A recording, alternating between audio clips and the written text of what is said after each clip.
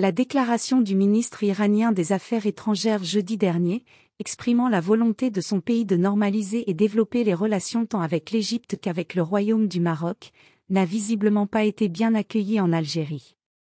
Le président algérien a immédiatement appelé son homologue iranien après cette déclaration, et ils se sont mis d'accord pour renforcer la coopération conjointe et accélérer la réunion du comité supérieur conjoint entre les deux pays, selon un communiqué du palais Mouradia.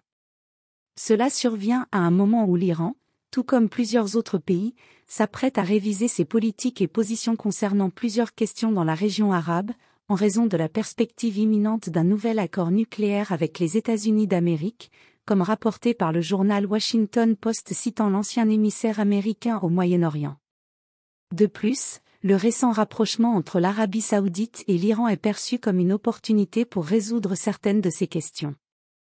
Toutefois, l'Algérie semble être totalement insatisfaite de toutes ces transformations en cours dans la région arabe et dans le monde, et elle fait même obstruction à une convergence entre Rabat et Téhéran. Les observateurs estiment que l'Algérie ne dispose pas des ressources diplomatiques nécessaires pour influencer les positions des pays concernant la question de l'intégrité territoriale. De plus, Téhéran se rend compte que son implication avec le régime algérien, qui a accumulé de nombreux revers, est un pari perdu. Cette prise de conscience est particulièrement importante compte tenu des transformations majeures en cours dans la région arabe et dans le monde.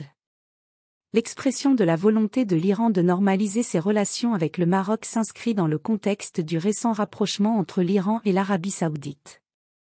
Après ce rapprochement, Téhéran est contraint de revoir ses relations avec tous les pays appartenant à l'Alliance arabe dirigée par l'Arabie saoudite, dont le Maroc joue un rôle central et majeur. En ce qui concerne la possibilité que l'Algérie entrave ce rapprochement supposé, la partie algérienne n'a pas le pouvoir diplomatique et politique nécessaire pour influencer les positions des pays à cet égard. La question ne concerne pas l'Algérie en elle-même, mais plutôt les grandes alliances régionales et les accords globaux conclus dans le cadre du rapprochement entre l'Iran et l'Arabie saoudite, qui impliquent un groupe de pays arabes.